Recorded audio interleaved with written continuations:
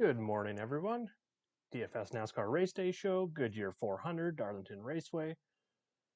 Just going to get things set up here and share this with a few people so we actually have someone watching. Thanks for all of you watching this after the live show if you've missed it. This first few minutes is just me sharing the link and everything, so stay tuned. We will get things going here just shortly. Okay, so big race at Darlington. Happy Mother's Day. Anyone out there, it's a mom watching today? All right. Sure everyone can hear me. If you can hear me, just throw a shout out in chat just to make sure everything's working properly here this morning. Looks like it is on my end, but I just want to clarify with everyone that is here so we don't have any errors to start things off. I'm just going to share this in the chats now, and then Twitter, Facebook, pretty much everywhere.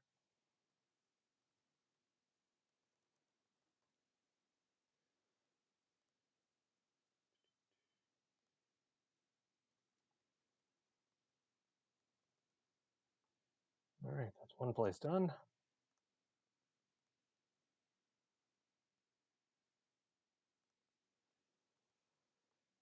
Got one kid working on MLB lineups for me while I'm doing this. I got the other kid getting everything ready for a Mother's Day celebration here today. We're going to be doing some cooking breakfast in bed. I know she's not watching because the kid's got her cell phone, so don't be texting her and telling her, giving her, giving her the surprise here. Okay, almost ready. We'll start talking. We'll get a few more people in here, and then we'll rock and roll. I see about 5 people in here now. If you can hear me or if you can't, either way, just kind of give me a shout out in chat. Happy Sunday. How's things going? If everything's good to go, we will continue here in just a second. Just finishing off sharing this Facebook and Twitter and in the chats, on Patreon, on DFSR, in RotoPros. I got my coffee ready. So I know that when it gets cold, it's time to start wrapping things up. Morning, Jason. How's things going today? All right, so today we're going to talk some DraftKings. We're going to talk some FanDuel. I've got some prize pick stuff. For DraftKings, we're going to talk about some contests as well that are on there today. Single entry leaderboard stuff. Wait for a few more people here. Oh, thanks, Rob. I really appreciate that. Good morning. Happy Sunday. I appreciate all you guys showing up. That's, if I was only getting a couple people, only a few views a week, I probably wouldn't be getting up at 6 a.m. on Sundays to get baseball and NBA and NHL and everything else out there and ready for the day so that I could do this NASCAR show, especially here on Mother's Day. Let the wife sleep in today, and then we're going to take her to the city, do some stuff for her, show her appreciation. I get to see my mom today too. So happy Mother's Day if she's watching, and happy Mother's Day to all the moms out there. We got Darlington Throwback weekend here. This is a good one. Love the paint schemes. That's always one thing, but the racing's great too. What I like most about the race, it's probably the most challenging track. Listening to the drivers, we see a lot of veteran drivers do very well here. It's just, hasn't been paved in a long time, wears down the tires really quickly. It really takes that experience of, once the car gets loose, a little bit of being able to control. So that's why we see a lot of veterans do good here. So, all right, I think I've almost got it shared in every chat. We can get started. If you got any questions, fire them off at any time. If I don't get to it right away, I'm flipping between about 7 or 8 different tabs on 2 different screens, trying to keep up with everything here while trying to kind of got this a little bit set up better on the OBS studios that I use, that I have some quick keys that I can kind of flip around and do things. So I'm learning a little bit every single week with this technology stuff, so making the show a little bit better. So we will continue on here. We've got about 14, 15 people in here now. If you guys could all, people that are watching and want to smash up that like button, it really helps out a lot, the YouTube algorithm stuff. I don't know exactly how it works, but I know that any interactions in chat are awesome. So thank you for that. Any kind of likes or anything any kind of interaction, leaving comments if you're watching the show after is just hugely appreciated and really helps the algorithm push it out there and get this so we can be seen by more eyes out there. So if you can, smash that like button. We'll continue on here. So we're going to get into the Goodyear 400. I'm going to share the sheet here in just a second, just getting that set up. So what you're going to see right away when I share the sheet here, there we go, is I've got it sorted by last 3 races. And the reason I'm using the last 3 races today is because Darlington last year, I believe it was the first race back. So they raced here 3 times. They did the doubleheader weekend to start the year. Kevin Harvick started 6th, ended up winning that race, led 159 laps there. And then the second race, Denny Hamlin won from the 16th. We had a lot of place differential here, 16th, 26th, 20th were your top 3 finishers. Really good cars, though, that were starting back there, so keep that in mind. That was just a flip from the starting positions here. So Harvick finished first. He started 20th.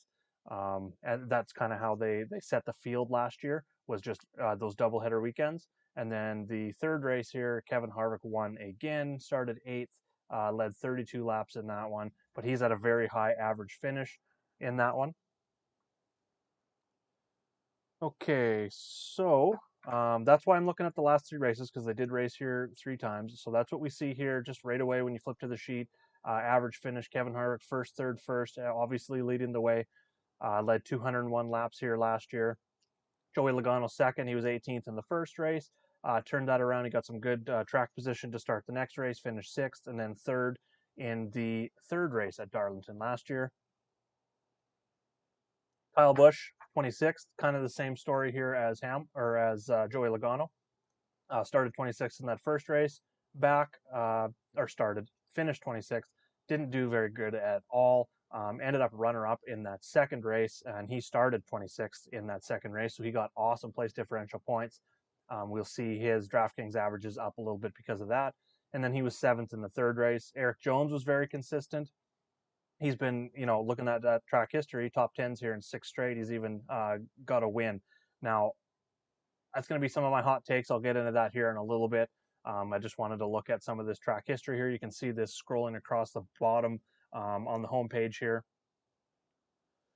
But getting back to the sheet, we'll now go sort by pricing, have a look at the top tier drivers here.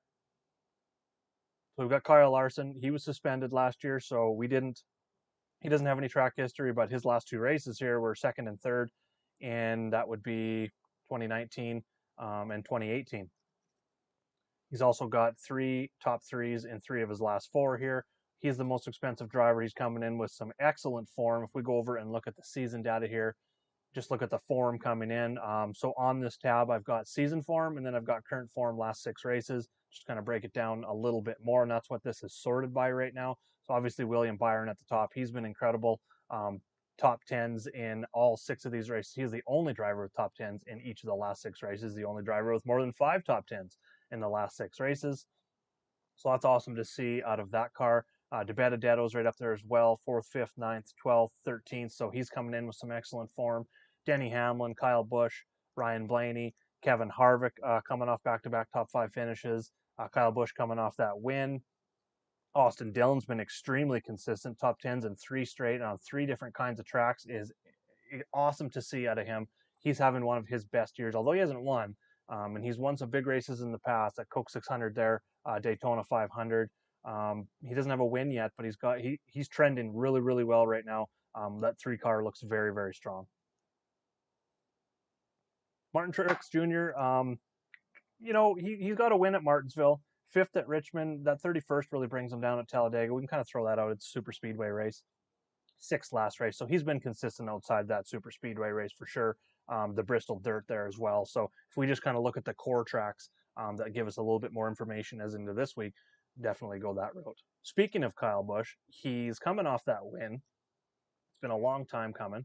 I've been waiting for the win. So I wore my Kyle Busch like super loud shirt. This was the first NASCAR shirt I owned. My dad bought it for me, so I had to put it on. It doesn't quite fit the same as it did, but here we are. Matches the hat, so go Kyle Busch. Now, going into my core plays, that leads me right into that. Looking at the price, just simply building a little bit more balanced lineup today. There's a lot of things that I like about going Kyle Busch, Kevin Harvick. If you look at my rankings, which are available to members of DFSR Roto Pros or my Patreon, you can see here, right, just Harvick and Busch are my 1 and 2. Just points per dollar, my exposure. I really like what's going on there. Kyle Busch is trending. Obviously, off that win, I just talked about that. He was top 10 here in 2 of the 3 races last year, and top 10 in 5 of his last 6 overall. So he's been extremely consistent at this track, although he has not won yet. I could definitely see with the momentum. I've got him kind of as one of the top 2, him and Harvick. We'll talk about Harvick here in a second, but Kyle starting third. I think he has an outside chance to lead some laps again. And in terms of laps led for this race, looking at the Darlington track history of these 3 races last year, let's go to the first race. And if we scroll down, so right around a 0.491 correlation start to finish. We did get a lot of the good cars starting up front.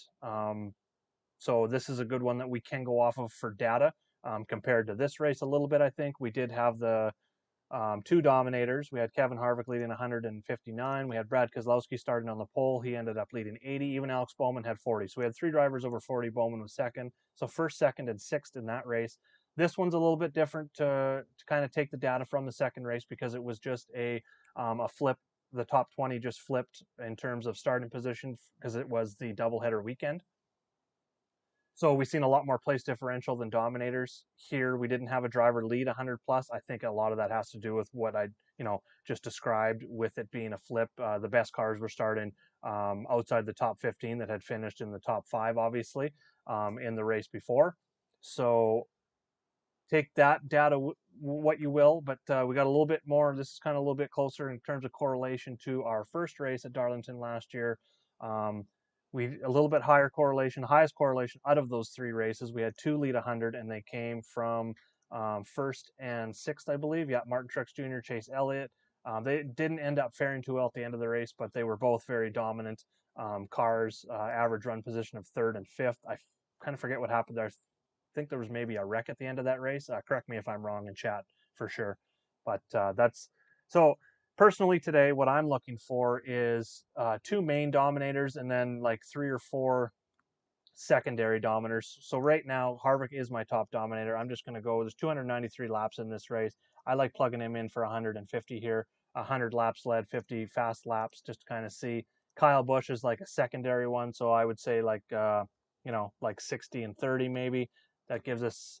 I think Larson can come on and lead some at the end. I think he's kind of in that same range as Kyle, maybe a late leader, top 5, top 3 finish for Kyle Larson here. This is going to put him definitely, when looking at the matrix, we need about 60 points from him, 55, 60 points to hit that 5X, and that's 14th starting position definitely helps. So if he leads laps at the end of the race, he's going to crush his value. Harvick, same thing. Harvick, if he becomes the top dominator in this race, you're looking at about a 8 to 10x plus return. Love that for GPP. Going into Harvick now a little bit, I like the momentum coming in. He started 4th last week, ended up finishing 2nd. He was consistent all day. He didn't get the laps led, which is kind of what we need. We don't absolutely need that because he started 4th, he finished 2nd, he got 45 points. 45 points at his price gives us about a 5x return. I think that's an excellent floor, and I think he is a top 3, top 5 car. I think, if he does go out and dominate, if he doesn't dominate, he's not going to kill you if he finishes, top 3, like he did last week. But the upside is about 8 to 10x plus, like I talked about, if he does become the dominator, and I think he can. This is a veterans track, and if we go look at his track history here, it's just been absolutely incredible. First, third, first, fourth, ninth, second, fifth, first, fifth. Top 5s in 9 of the last 10, top 10s in all of those. A 2.0 average finish last year alone. Won 2 of those races. Led 200 laps. Truex led more laps last year. Close was Chase Elliott. That was in just pretty much Elliott and Truex in that final race. So Harvick was right in there with 200 plus, 719 over the last 10 races, which leads everyone else. Kyle Larson's got 500 laps led, which is awesome to see, being that he has missed 4 of the last 10 races. So he's only got 6 races and is a close second in terms of laps led here. So I like that, but Harvick definitely at that price. I was fading him earlier in the year when his price was 10, 11. I think even one race it was up around $12,000. He was the most expensive. Fading him in that spot for sure because you need everything to go right. I don't think you need everything to go right today for Harvick. Like I said, I don't think he's going to kill you with the top 3 finish. He's going to give you right around that 5x, 4.5 to 5x return, but the upside is immense. So you're not taking a lot of risk to try and get access to that upside. So that's what I like most about Harvick. Same with Kyle, and they both come in with some momentum, which I like to see. That's what we kind of talked about not happening in previous videos, previous Sunday shows, previous races where we were fading those guys. They were too expensive and they weren't trending. So now we're getting them where their prices are kind of on the bottom side and going to be working their way up. While their form is trending up. So it feels like a little bit of a buy low with both of them still. So they're definitely my 1 and 2. So I'm going to go over and look at some questions here real quick now that I've gone over my top 2 drivers. See if I'm missing any here. Hey, Liz, morning. How's it going? Kenny, how's it going? I'll pass on the Mother's Day for sure on my side. But yeah, happy Mother's Day to everyone. The Lady in Black on Mother's Day. Absolutely amazing. The Lady in Black is not a nice mother. she's gonna hurt a lot of her little NASCAR children today. It always seems to happen. There's going to be some wrecks. We've seen in the truck race. I didn't see the whole truck race, but I kind of watched a little bit of the replay, and it was chaos. It was absolute chaos. All the wrecks and stuff, all pretty much all throughout the race. So could definitely happen. Is Larson worth the price? I'd rather play Chase. Myself, Larson is worth the price. I just kind of looked at it on the matrix here. I'm going to flip back to that here for a second. Looking at the matrix, Larson starting 14th. Like I said, before I look at his overall points here, he missed the races last year. He's been red hot this year. If we go look at the intermediate tracks, he has finished last race was obviously not great. He did lead 132 laps, which is awesome. That was coming from the 32nd starting position, but he got in some trouble late and ended up finishing 19th. Still picked up 100 DK points, which was awesome. Second at Atlanta, first at Vegas, fourth at Homestead. He's been dominant on the mile-and-a-half tracks, all 4 of them. Even if you count this 19th finish last week, he led 132 laps. So he's been dominant on all 4. He's led 509 laps. Or sorry, let's go over here. Yeah, 509 laps in 2021 in 4 races on the mile-and-a-half. He's got 3 top 5s and a win. Kyle Busch has got 3 top 5s and a win. The 2 of them have been the best 2 drivers on the mile-and-a-half so far this year. I know this one's a little bit different. It's more abrasive. It's gonna tear the tires up a little more than other tracks. But just in general, the mile-and-a-half tracks, they've both been dominant. So that's the first thing. Larson, before that suspension last year, had finished 2nd and 3rd in 2019 and 2018, 3rd in 2016. So he's got top 3 finishes in 3 of his last 5 finishes. And I think he can lead some laps again today. I don't think it's out of. I think 60 is like low. I think he could probably even be a top dominator. I don't have him as that starting 14th on a tough track to move up there. It's not going to be as easy to get up front as it was last week, but he can definitely do it. 60 laps led. I mean, that's not even the whole final stage.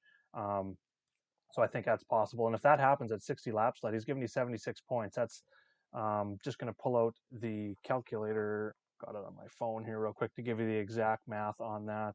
So if we go 76.5 points, we're looking at 6.7x right there. That's not your 10x that Harvick can give you with 100 laps led, but if you give Larson those 100 laps led and 50 fast laps, you're looking at 86.5 points. Or sorry, now it's recalculated, 95.5. So if you feel he can do that, he's most definitely. I think he's a great play even if he only leads 60 laps. If we put him down to 40 laps led, that's kind of like the floor. So I personally think Larson's a great play. I am all over Larson today at that price tag. He's right up there behind Busch and Harvick as my top guys overall and in this top tier. So yeah, I'm with you there for sure. Larson, Hamlin, Truex. Hamlin and Truex are like secondary for me today, just simply because I like the price on Harvick and Busch better. I think their chance at dominating is a little bit better. They've been more consistent here, both of them. Harvick obviously has been by far the best driver at this track, so getting him as the 7th most expensive driver is just crazy to me. Same with Kyle Busch coming off a win. He's got that momentum as well on a track he's been absolutely awesome at. Logano is right up there as well. Logano on FanDuel is most definitely a lock. He's 6th in pricing, 10th in pricing on FanDuel. So definitely take advantage of that if you're playing FanDuel today. You can build a dynamite lineup. Here's a core for FanDuel if anyone's watching. Um, Logano, Kyle Busch, Kevin Harvick. They're all in the 10K range. You can build an amazing lineup with dominators out of those three guys and still not have to go down into these punt plays on FanDuel. So I love that core for FanDuel. But back to Hamlin and Truex here in the top tier. Personally, Busch and Harvick and Kyle Larson would be my 1, 2, 3. Logano's going to be right up there 4. Keselowski 5. I don't know if Keselowski can do like what he did last week and lead like the first 75, 80 laps. It's most definitely there. He's been consistent here as well. He's won here. So I think that's what I've got him as maybe like a GPP. He's inside my top 5 for sure. But like I've talked about in the past, I know he did it last week. The pole sitter with these, I know this year's a little bit different because they're using a little bit more of a calculation from last race versus what they did last year. So I think Keselowski has a better shot at leading than maybe we seen on the 1.5-mile tracks last year from these starting positions without practice and qualifying. But I just feel that Harvick's been way too good at this track and starting to pick up momentum now that he has a better shot at dominating than Keselowski. So Keselowski would be my pivot off of Harvick for early dominator. Let's put it that way. Harvick is my pick for early dominator. Keselowski would be my pivot off of that as early dominator, saying that he gets out front and can lead up till, I think there's a competition caution, 25, 30 laps, something like that. And then end of the first stage, I think he can kind of do what he did last week. And he ended up with a good finish there as well. So Keselowski's in there. Hamlin and Truex just by default fall down the list. They just haven't been as consistent here. Yes, Hamlin's got 2 wins here in the last 6 races. He was top 5 in 2 of the 3 last year. So it could definitely happen. He's starting 7th. If he gets up there and leads some laps starting from 7th, he's going to hit that big X. So he's got huge upside here. I'm not off of Hamlin. I'm not fading them. I'm more off of Truex just because he hasn't been nearly as consistent here. Top 10s in 2 of the 3 here, 22nd in the last one, but outside the top 10 in 2 before last year. He just hasn't been as consistent as these guys that are cheaper than him. So just by math purposes, the risk is a little bit less with guys like Harvick and Busch, myself, than with Truex and Hamlin. But if I was building this week, I'm going to look at some contests here shortly, but I'm not going to be doing the 20 max. I just don't have time for that today with Mother's Day. So I'm going to be running some single entries and 3 maxes. So I probably won't have any exposure of these guys, unfortunately. But if I was doing 20 max, I most definitely would be working them in as my pivots off of these other guys that I'm going to have high exposure. Probably around 60 to 65% of Busch and Harvick, 50 to 60% of Larson, probably close to 80% I would have, or 60 to 80% of Logano on FanDuel, kind of in that Busch and Harvick range.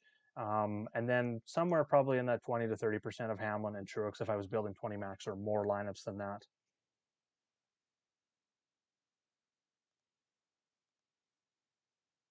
Yeah, playing Larson, what I'm not sure what you mean there, franchise fields, the Larson play and taking away with Briscoe. Um, I mean, I'm definitely like Briscoe down here. He doesn't have any track experience on this track. I'm actually going to bring up some Xfinity. I know different car, different package, all that kind of stuff, but I just like to see these guys that don't have a lot of cup experience on these tracks. How did they do in the Xfinity series on, the same track? See if it can maybe point us in a direction of which one's maybe better than the other. Because if you see a driver that struggled in Xfinity the whole time, maybe we shouldn't be looking at him in Cup. But I wanted to go bring up Briscoe was one of them. He's got 3 races in the Xfinity here. Oh, coffee's starting to get lukewarm. That means we're getting close to the end, 22 minutes in. Okay, so looking at Briscoe specifically, 2019 he was 6th. 2020, 2 races here last year. He was 1st and 11th in those races. I don't mind him at all at 22nd. If we want to go down and start talking about some value plays, we kind of went over the top tier and how I like playing out the top tier. So let's go see how we can fill those guys in there. Yeah, so moving down into, I like Briscoe. He's in good equipment. He had some success here, won a race in last year at this racetrack in the Xfinity, starting 22nd. I don't see much It's more of a GPP play. My favorite play down here, 7,200, has to be Ryan Newman. He's got top 15s in 8 of his last 10 races here, top 15s in all 3 races last year, if you're looking at the most recent. So I definitely like that. He's starting 20th. We're looking at about 35 points to get around that 5X out of him. If we're looking at that, you're looking right about that 14th, 15th. He's done that all 3 races here last year. So I definitely like that. I don't think he's going to kill you. If he's like 15th to 19th, kind of in that 30-point range, it's not going to kill you at all at that 7,200 price tag. Second favorite in that same range, Cole Custer. I was going to bring him up and look at his Xfinity here. 9th, 2nd, and he won the 2019 race, was his last race in Xfinity. He won it. So I definitely like that. And then we go look at his track history. Not great in those first 2 races. 22nd, I don't think kills you. That was the first race last year. 31st in the second race. That was the doubleheader weekend. And then he finished with the 12th last year. So very promising end to the year on this track, being that he raced here 3 times. Got better. I don't want to say got better in every race because that 31st is in there, but definitely finished the year off with the 12th. That's kind of right around his upside. 10th to 12th, I think, is where we can see his upside. 15th with his equipment I like. Definitely in there. And then Briscoe as well. So if I had to rank those guys, it would be like Custer and Newman, very, very close for me in terms of favorite value plays. And then Briscoe, I like as like GPP pivot off those guys. Buescher starting 11th, not interested in. Just hasn't been consistent here on a very tough track outside the top 20, him and Suarez in both of those races last year. There is a ton of risk with those guys starting 11th and 15th. There's a lot of risk with Chastain starting 18th here as well. I like the equipment with Chastain now. It's a little bit different than here before. And we're going to talk about this with Eric Jones here in a second. But Chastain in different equipment with bad finishes, now in better equipment. If we go look at his Xfinity, just to maybe try and grab something here, he is one of the most consistent drivers looking at long-term Xfinity track history here. Couldn't think of the word. Last year, he was 8th and 2nd in the 2 races. And then it goes back to 2018. He was 25th, 14th, 29th, and 10th. That was not in the equipment that he was running last year in that 10 for Colleague Racing. So I'm just kind of looking at that, 8th and 2nd. So he's had some success here. He's now in better equipment. This is a play. Dane, if you're watching, this is a shout out to you. You got me on Chastain late last night and early this morning.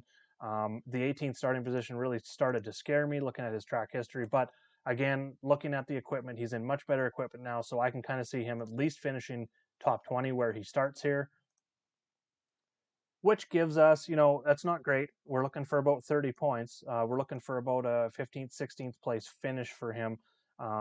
I can see, again, his upside kind of in that Custer range where we could see a 10th to 12th, possibly on the upside.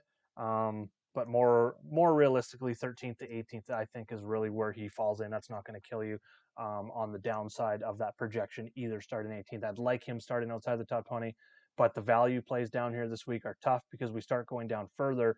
A lot of these guys with place differential, I am off of altogether. Like I am pretty much taking out LaJoy and down, 5,700 and down on DraftKings, and taking those guys out of my player pool. I'm taking McDowell out of my player pool, Buescher, Suarez. Let's go up here. No, not those guys. Those are the guys that I'm eliminating from my player pool right away. So looking at the value plays, I like Chastain. Priest really stands out as place differential. He's got some track history here as well. Tough track, but he finished 20th, got in a wreck in the second race, 17th. So top 20s in 2 of the 3 races here last year, 22nd in 2019. He started in 29th, and he's only 5,900. So he's going to be popular today. I think Chastain's going to be lower owned, so I love that for GPP. Priest, you can definitely pair those 2 together, and that leaves you a ton of options to go up to Larson, grab a middle tier guy, 2 of these top tier guys as well, so you can go that way.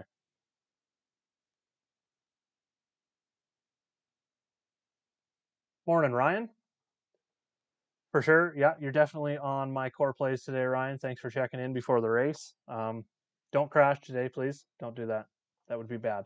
Almirola and Stenhouse. I know Liz asked about Kurt and Almirola, so if we go up there, Almirola is definitely, this is a range that is very, very interesting. I think Eric Jones is going to be popular. This goes into my narrative a little bit in terms of talking about Ross Chastain, simply because looking at Chastain, he started 18th. Don't really like that starting position too much. Looking at his looking at his track history, comparing those two just alone, but different equipment.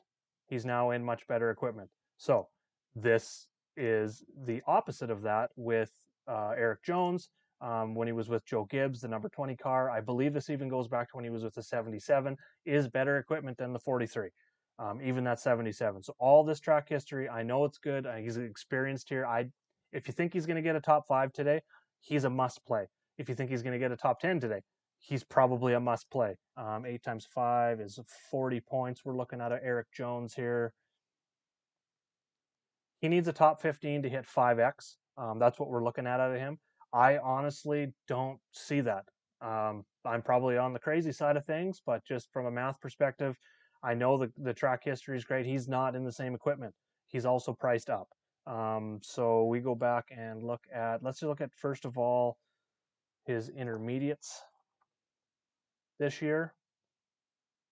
3 intermediate tracks. This is also a tough track. I know he's done good here on the tough track. I'll give him that credit for sure, that he has been awesome at this track. He knows how to handle it, but this is also different equipment again. 25th to 24th, 10th at Vegas, 27th at Homestead. So 3 of those 4 finishes, 24th or worse. That's going to kill your lineups. So the risk is, yes, he can probably get a top 10 in this 43 on this tough track where he's got, I just think it is very, very risky. 10th place finish would give you 50. That's barely over 5x. So you're really not getting that much return for a top 10 finish. And I think the risk of the top 10, the odds of the top 10 finish are 25%.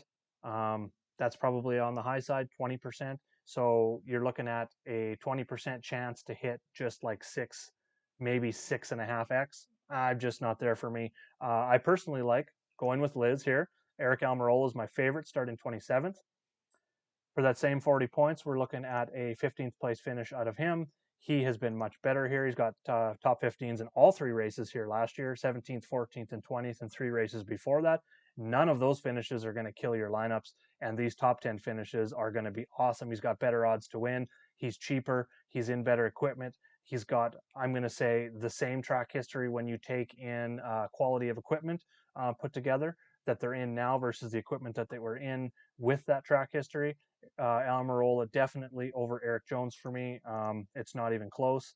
And then Kurt Busch, I also like over Eric Jones here. I think he's going to be lower owned, and he makes a good GPP play in this range. Same with Christopher Bell. They both got some nice course or track history. Sorry, Kurt Busch has good track history. I was looking at the odds. Bell's got better odds to win. He was not great here last year. Again, this was in lesser equipment. This was in the satellite equipment for Joe Gibbs. This is now in the number 20 car, same 20 car that Eric Jones was in. I think personally Bell is a better driver than Jones, and now he's in the equipment where Jones did very good at this track. Bell, seeing him just getting 11th in that one race last year was very promising. I think he's most definitely got top 10 upside and more top 10 upside than Eric Jones, and starting only 5 places ahead of him. So Bell and Busch with his consistency here is what stands out for me. I don't see a ton of upside. So if you're playing cash games, it's going to be Busch. If you're playing GPPs, it's going to be Bell. Almirola, I think you could play in all formats here as well.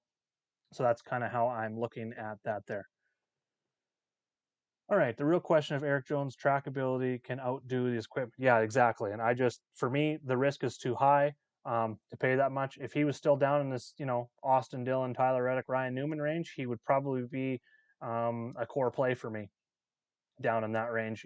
I do like him a lot better on FanDuel, starting 70, at 7,300 because of the price difference. But still, he's only 200 less than Almirola. I'm still going with Almirola over Jones on FanDuel. For all the reasons that I just talked about, equipment as well. So I think Christopher Bell, if he becomes sneaky under-owned, just because of a lot of people going with these guys up here in the top tier and then kind of jumping down into here and playing the stars and scrubs game, this is where a balanced lineup I really, really, really like a balanced lineup. instead of, like I talked about, Harvick, Busch, and Larson, if you were to go Harvick, Busch, and Bell, I think you are on a fairly low-owned, high upside path here. Just because I think Eric Jones, Eric Almirola, and even Kurt Busch are going to take up some of this ownership away from Bell. So I definitely like that core as well for a little bit lower ownership. Someone asked about Stenhouse. No, it's just a no for me. Yes, he's got upside start in 28th. He has not been consistent here. This is not a track that suits him. I'm more of a super speedway type guy with Ricky Stenhouse right now. I know he got better at every race. He got crashed in the first race, then 25th, then 19th. But we go look at that. We need about 38 points from him. We need a 16th, 17th place finish out of him. Yes, he can do it. I don't see much more than that. I don't see top 10 out of him whatsoever. 12th is his best finish in the last 10 trips here. He's got an average finish of 16.8 last year, 18.5 over the last 10 races, which is like a 5-6 year span. Math, 7-year span with 3 races last year. I don't see the upside. He's got to have a really good race and not wreck just to hit his 5x, 5.5x. I am off of him because of this range above with Almirola. I'm not fading Jones. Don't take that as I'm fading Jones. I'm just going to be underweight from the field because I feel that he's going to be high owned.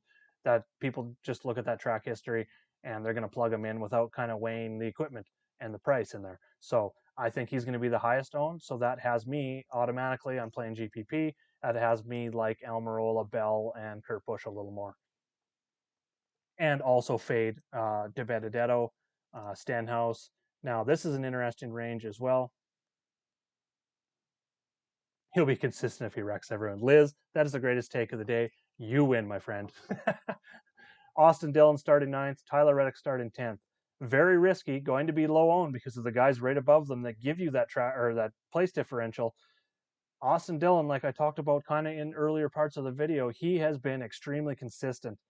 Probably his best season. I know he hasn't won a race this year, but he wasn't as consistent those years when he won those races. He has been incredibly consistent. Here is the 4 races on the 1.5-mile tracks this year. Only 2 top 10s, but all 4 inside the top 20. Sure, that doesn't seem great. That doesn't seem great for an elite driver. I don't think he's in the elite driver class yet as your Truex, Busch, Larson, Hamlin, Harvick, Keselowski, Logano, Blaney up there as well. Even Byron, Bowman, Elliot, getting them up there. Elliot above those guys, obviously. But he's outside of those guys. Probably like 15th, I would have him. You know, if I had my rankings of drivers' talent right now, he'd probably be in that 12th to 15th range in terms of rankings.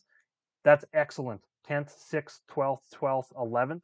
Sorry, that's going back to last year, but 12th, 12th, 6th, 10th this year on 1.5 miles.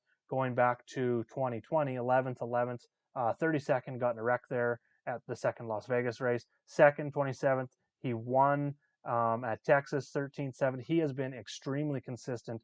16 of his 16 top 20s in his last 18 going back to the start of last year.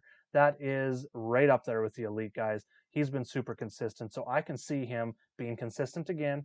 I know the upside isn't going to be there because we're looking at a 9th place finish just for that 5x.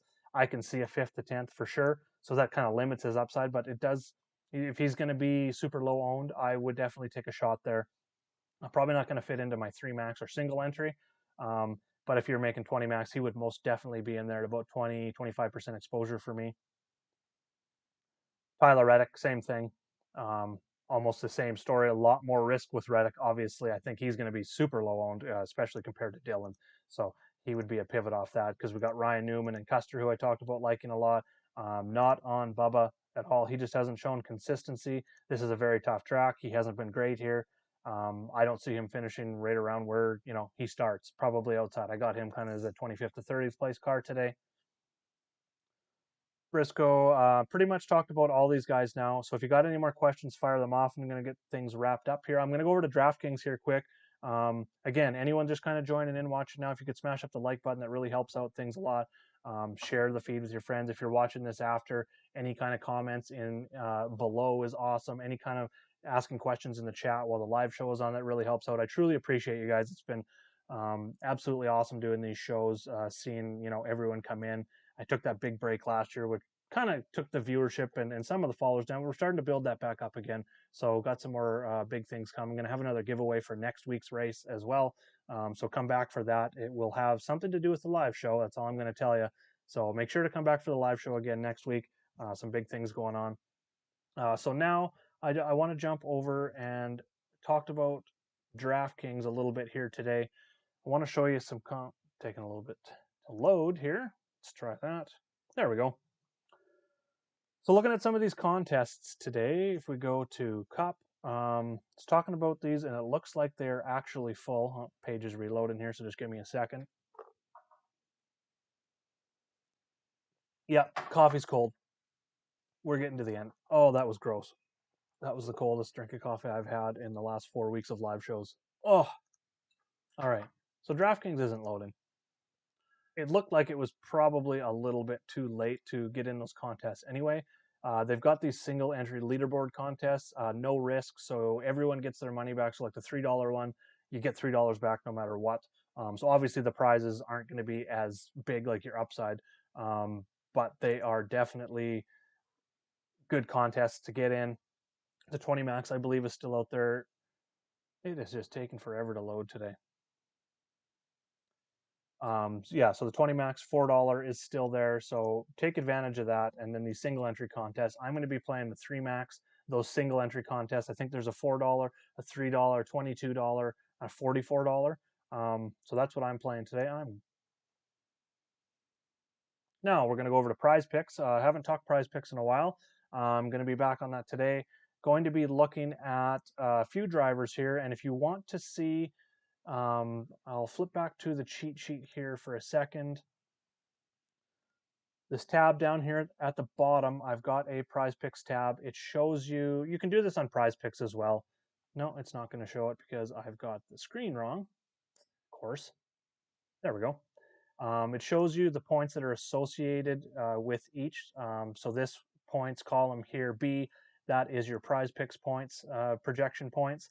And then this is where they finish. So really what we're trying to do is pretty much just guess the over-under on their finish position. But keep in mind that with the scoring on NASCAR, we do get 0.01 points per lap led. So that is going to add. So if you do have a dominator in mind, 2 or 3 dominators, keep that in mind, that 100 laps led is going to give you 1 point. So it's really not that much, but it could be huge in terms of the over-under on this. Like, for instance, you're looking at Kevin Harvick at 34.5. Kevin Harvick at 34.5, that is a 6th place or better he needs.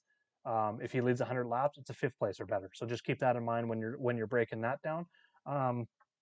So I usually try and start at the bottom of the list and just look at some guys that I truly like and I think can at least 1 or 2 values and just kind of play the board that way. So Cole Custer stands out. He's at 23.5. At 23.5, we are looking for a 17th or better out of Custer, like I talked about on the cheat sheet. I'll flip back over to, so we can see the track history here and slide over and look at Custer. I think the odds are pretty good. He gets the 17th or better on that one. So I definitely like that. Go back over to prize picks here. Austin Dillon, 27. I definitely like that as well. You are looking at 27 from Dillon. You're looking at a 14th to break even, 13th or better to win on that one. So I love the over on Austin Dillon. Probably actually a little bit better than the Cole Custer play. So Austin Dillon would be my number 1. Cole Custer is right up there. Eric Almirola at 25. Like we said back on the sheet here, Almirola's got top 15s in all 3 races last year. Top 15s in 4 of his last 5. Actually, 12th or better in 3 straight. 14th or better in 4 of his last 5. And what was his points here? We were at 25. So 25 prize picks points. Out of him, we need a 16th or better just to break even, 15th or better to win on that prop. So Eric Almirola is most definitely going to be on my prize picks list. Click the wrong Eric here. Anyways, you get the point. Scrolling up into some of these top guys that I like here. Looks like the screen froze up here on the prize picks. The secondary screen is just being a pain in the butt today. Sorry about that, everyone. Kyle Busch, 33.5, definitely stands out. Joey Logano, 32.5. These guys are just a little bit more risky up top in terms of the prize pick stuff.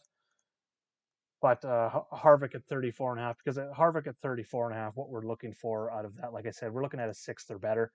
I definitely think it's there. I just think the chances of some of these other guys hitting their prize picks projection overs are just a little bit better. I do like looking. I'm mostly on NASCAR looking for overs. So keep that in mind. I don't really play the unders on NASCAR a whole lot. So I'm not really looking to that. If any, like I usually look to the top guys at the board, and I'm just not seeing the under on any of those guys. So, all right. So I'm going to flip back to chat here, answer any final questions. Outright bets. Okay. So I'll bring up my bet insight, and we will get some numbers here. In your opinion, you need Chase Elliott. Okay, so he's one I didn't talk about. He's shown upside. Fourth, he's got fifth and fourth in two of his last five. He was terrible in the last two. He got in a wreck in that second race. That was the back-to-back race, doubleheader weekend.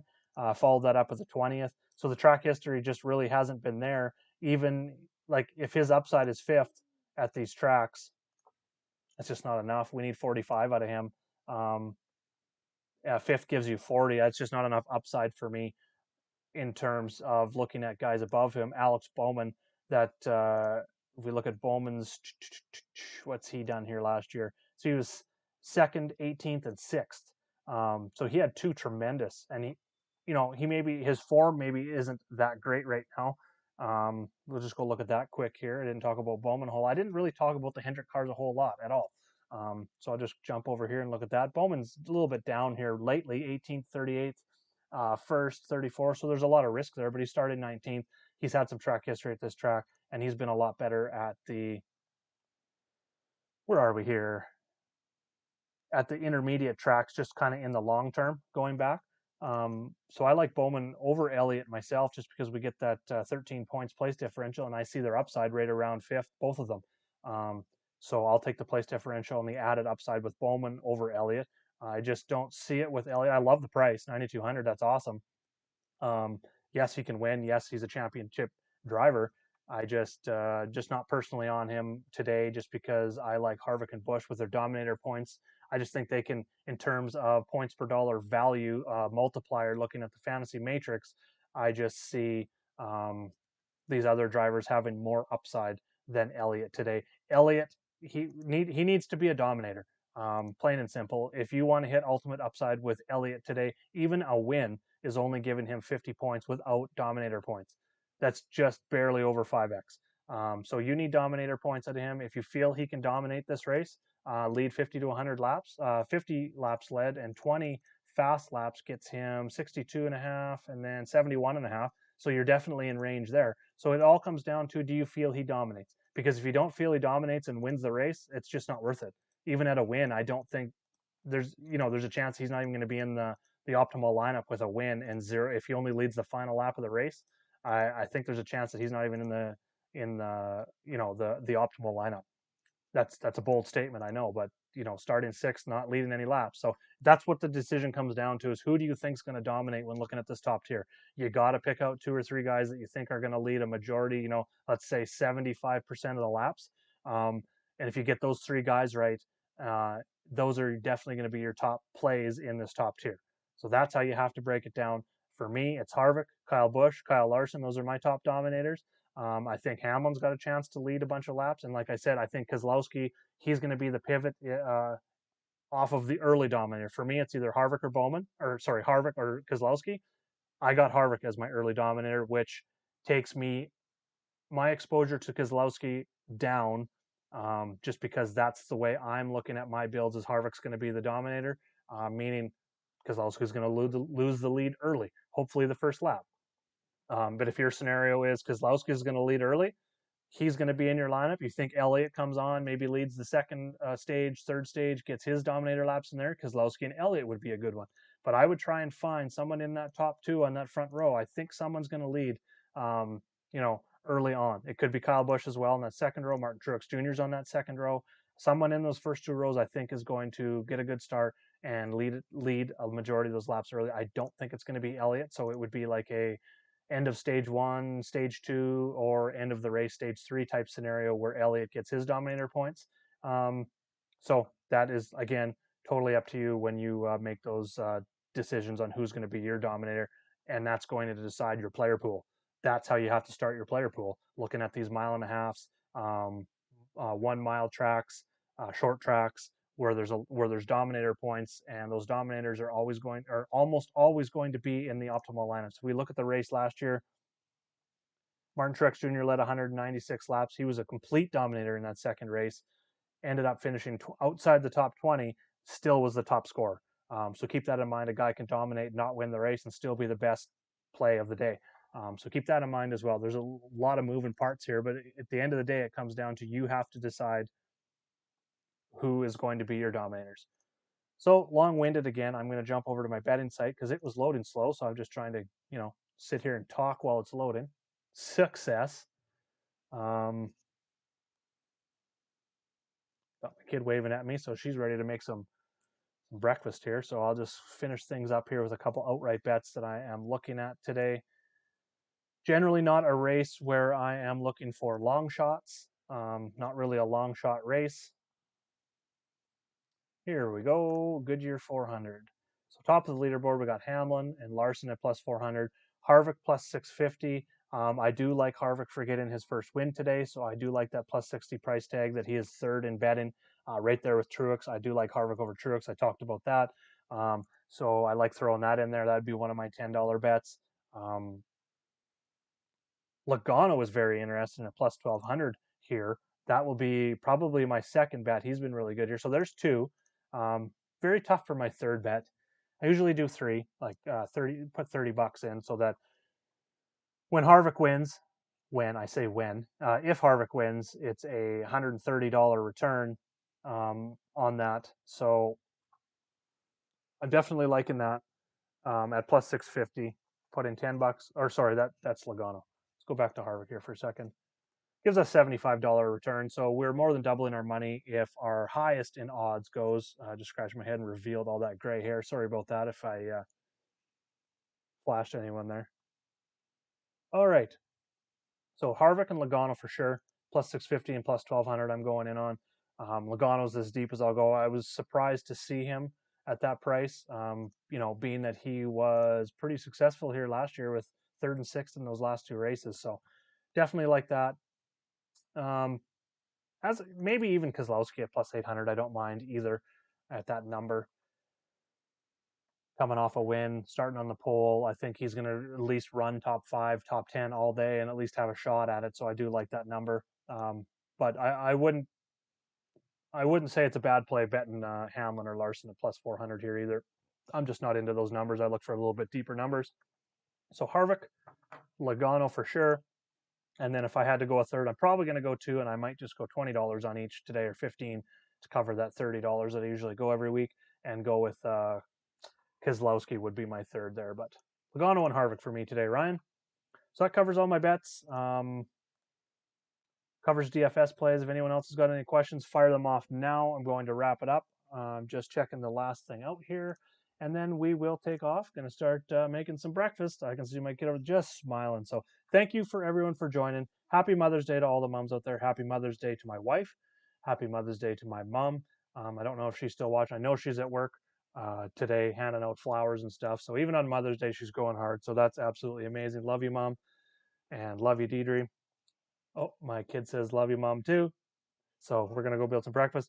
Happy NASCAR Day, everyone. Enjoy the Darlington race. I'll have some cores posted in chat soon. If you've got any questions leading up to the race, definitely hit me up in chat. That's over at RotoPros, Slack chat, DFSR chat, or my patreon.com/JagerBombs gets you access to my Slack chat as well. I'll be in there leading up to lock. And my Twitter at Jaeger_bombs9. Thanks, everyone. Green screens today. Let's go get it.